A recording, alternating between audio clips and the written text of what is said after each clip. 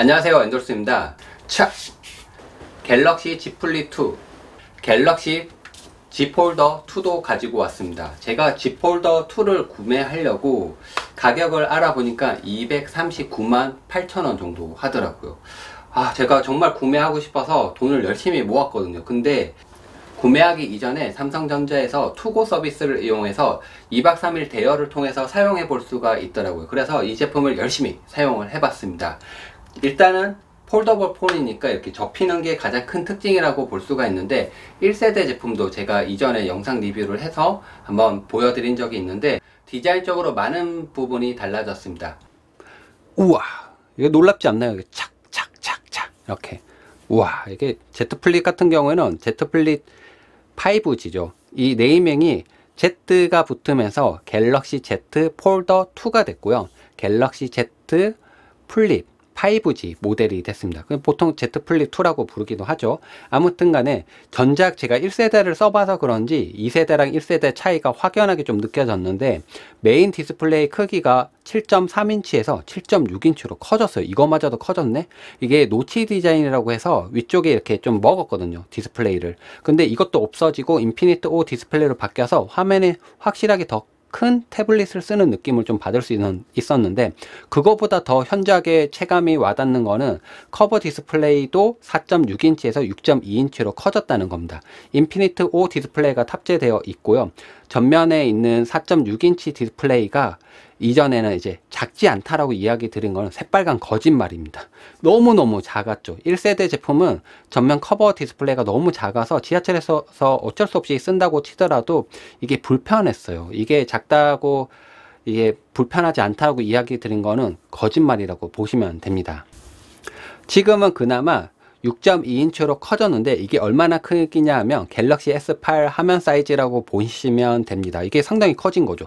참고로 노트 20 같은 경우에는 6.7인치예요. 그러면 엄청나게 커졌다고 보시면 됩니다. 하지만 이게 엄청 크다 라고는 또 얘기할 수 없어요. 적당한 크기이지만 여전히 태블릿을 꽁쳐둔 크기의 스마트폰이라고 보시면 되고, 자리에 앉았을 때는 펼쳐서 사용을 합니다. 이렇게 커버 디스플레이가 커졌기 때문에 웹 서핑 할 때도 나쁘지 않아요. 이 정도는 확실히 이렇게 커진 화면으로 동영상을 본다든지 내비게이션을 쓴다든지 다양한 작업들을 할 수가 있고요. 전체 화면으로 펼쳤을 때 연결되는 앱들이 있잖아요. 그렇게 설정할 수 있는데, 동영상을 작은 화면을 보다가 자리에 앉았을 때 펼치면 크게 또 볼 수 있다든지, 다시 닫았을 때 작은 화면으로 계속 연속해서 재생한다든지, 이런 식의 편리한 점이 있기 때문에 확실히 이 접어서 쓰는 플렉스블 디스플레이를 사용한 거는 상당히 아이디어가 좋았다라고 생각이 듭니다. 그리고 또 소재에서도 많은 변화를 볼 수가 있는데, PI 소재가 아닌 Z 플립 모델에 적용됐던 UTG 초방막 광화 유리로 바뀌었습니다. 내구성이 좀 더 좋아졌다고 볼 수는 있지만 S펜 같이 뾰족한 걸로 찌르면 찍힙니다. 이게 깨질 수가 있기 때문이죠. 그리고 참고로 S펜은 이렇게 한번 해봤는데 동작되지 않아요. 손가락으로 이렇게 움직이면 잘 동작이 되는데, S펜은 아예 동작 자체가 안 됩니다. 이 방식이 다르기 때문에 그런 건데 참고하시면 될 것 같고요. S펜이 들어가지 않아서 좀 아쉬운 점이 있어요. 솔직히 제가 정말로 구매하려고 막 벼르고 있던 제품이라서 아직도 고민되긴 하지만, S펜이 들어갔으면 좀 더 좋았을 거라는 생각이 들지만, 실제로 S펜을 사용하는 노트 20 같은 경우 S펜을 심지어 실사용자들 중에서도 별로 사용하지 않는 분들이 많기 때문에, 그런 점에서는 굳이 S펜을 또 안 넣어서 그렇게 또 고려 포인트가 안 될 수도 있겠다는 생각도 또 듭니다. 하지만 S펜은 어쨌든 들어가서 쓰든 안 쓰든 있으면 좋지 않을까라는 생각에 무조건 들어가야 된다고 저는 생각을 합니다.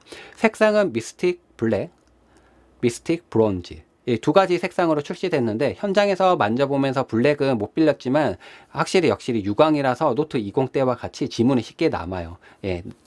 남게 남고, 또 반면에 무광인 브론즈 색상은 지문이 잘 안 남아요. 와, 이게 지문이 안 남고 이런 차이가 좀 있지만 색상에 대해서 좀 호불호가 나뉠 것 같아요. 블랙은 깔끔한 느낌을 좀 주고요, 브론즈 색상은 좀 약간의 여성스러움이 있지만 남자들이 쓰기에도 무난하다는 생각이 듭니다. 그리고 이게 펼쳤을 때 화면에 지문이 남는 거는 여전히 남습니다. 그거 아셔야 돼요.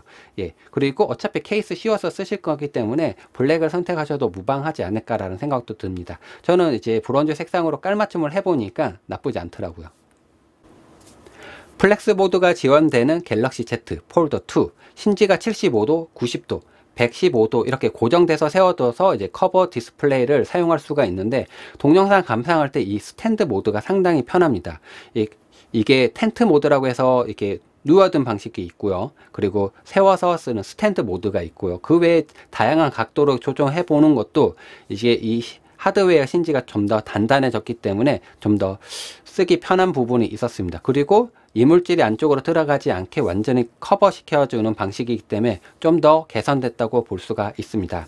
배터리는 4500mAh 배터리인데 나름 배터리 타임은 나쁘지 않았어요. 제가 이거를 2박 3일 빌리면서 꽤나 많이 써봤지만 뭐 이 정도면 나쁘지 않다라는 생각이 좀 들었어요. 이걸로 뭐 내비게이션을 쓴다든지 게임을 좀 한다든지 여러 가지로 좀 즐겨봤는데 문제가 되지 않았지만, 문제가 되는 부분은 오히려 충전 부위인 것 같아요. 최대 9V 1.67A 즉 15W의 전력만 지원하도록 제한을 걸어놨는데, 이게 25W를 지원하는 갤럭시 노트 10보다는 이게 충전 속도가 많이 좀 최대치를 끌어도 15W이기 때문에 사제 어댑터를 쓴다 하더라도 빠르게 충전하는 거는 기대하기 어렵다고 보시면 됩니다. 갤럭시 Z 폴더 2 스펙은 스냅드래곤 865 플러스, 램은 12GB, 저장 공간은 256GB, 512GB 이렇게 출시가 되어 있는데, 카메라는 1200만 화소 초광각, 1200만 화소 광각, 1200만 화소 망원 이렇게 세 가지, 노트 20하고 비슷하죠. 예, 전면 카메라는 1000만 화소 이렇게 작제되어 있습니다. 이게 저장 공간이 512GB가 국내에 출시될까? 이게 좀 국내에는 256GB만 출시되고 있는데, 중국 본토에서는 홍콩, 대만 같은 경우에는 512GB 모델도 출시를 해준다고 해요.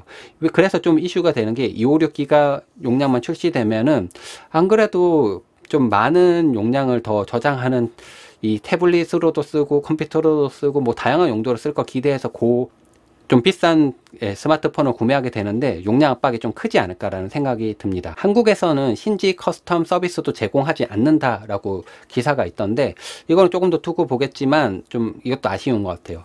그리고 또 가격적인 부분에서 삼성전자에서는 기존 1세대 제품을 구매한 사람들에 의해서 선착순으로 1만 명을 대상으로 갤럭시 폴더를 100만원 보상 판매를 해줍니다. 사실상은 그러면은 139만원에 전화기를 살 수 있다라고 보시면 됩니다. 100만원 깎아주니까요.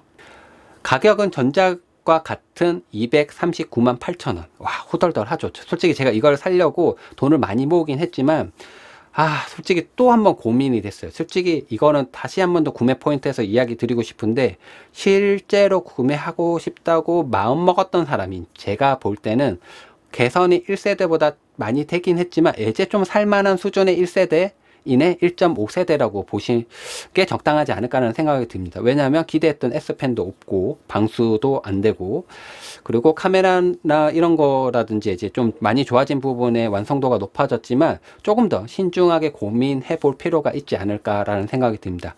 9월 11일부터 사전 예약이 시작되고요. 9월 18일부터 공식 출시됩니다. 여러분의 선택 어떻게 하시겠습니까? 저 살까요 말까요?